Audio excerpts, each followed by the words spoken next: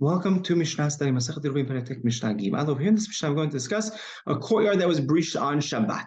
Right? So Hatzer Shnifretza Misheter Ruchotea. A courtyard that was breached from two sides.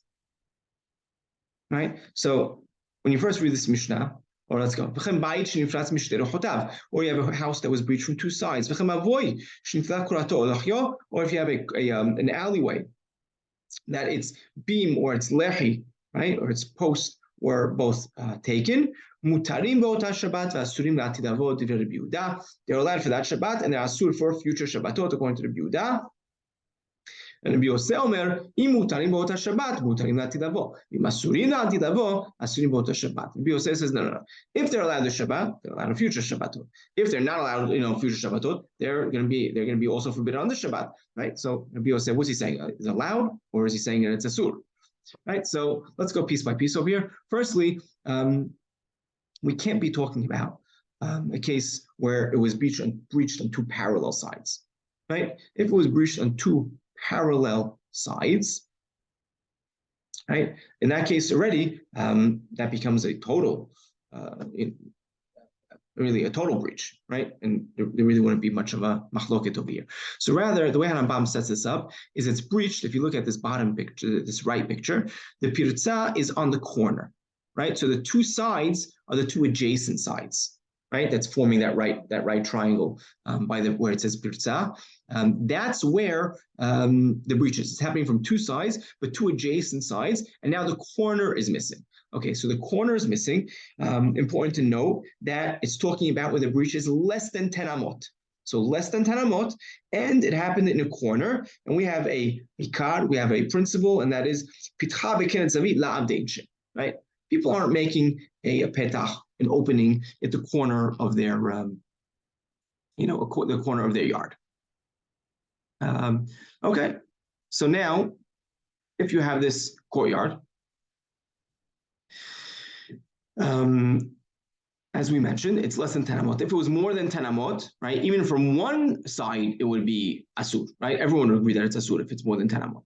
Okay, so now we have this courtyard that's breached from two sides, as we mentioned, two adjacent sides, and there is no beam. There's no beam that is running above the opening, right? If there was a beam that's running above the opening, we could say pitikra yoret v'sotem, which means that the lip of the roof, right, we will look at it as if it shoots down, as if it cuts down and forms like almost an imaginary wall, and that would be enough to close it off. But over here, if you look at the picture, the way Rambam has it pictured is all these korot, all these slabs of the roof are not perpendicular, right? Are not to. I don't have this over here. If you look at the slide over here, it's not perpendicular to the to the roof itself. Rather, they're all going in the opposite direction, right? They're all right. They're all they're not running at an angle to the opening, right? So each slab ends. You don't have one. You don't have one. Beam that's going across where you could say, oh, here's the beam going across the opening, and that we look at it as it's going down as a adjacent wall. You don't have that.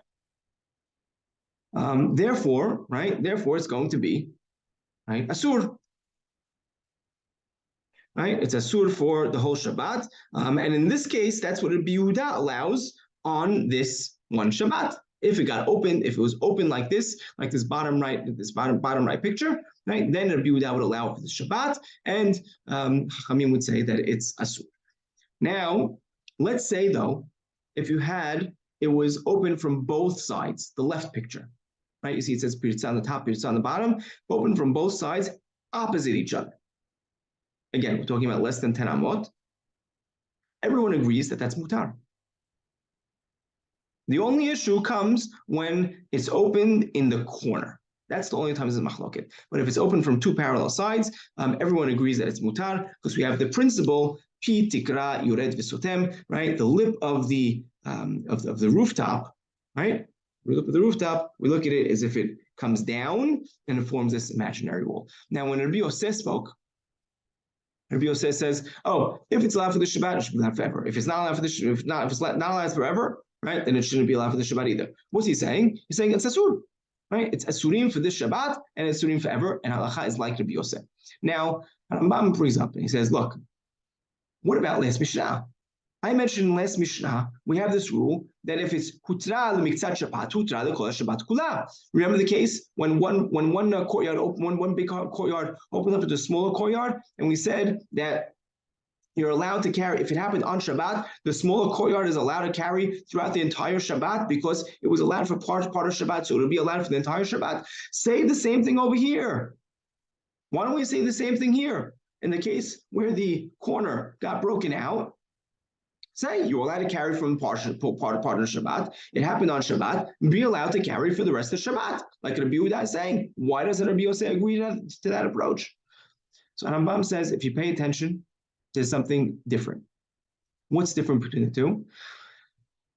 When we said in last Mishnah that it's allowed, that's because the whole thing was applicable, was subject to the Eruv itself, right? Meaning at the time Shabbat came in, there was nothing stopping them, right? Nothing stopping them. They had the right amount of mechitzot. They had 3 walls. The only thing that would help them, right, what could help them, is if they had an eruv together.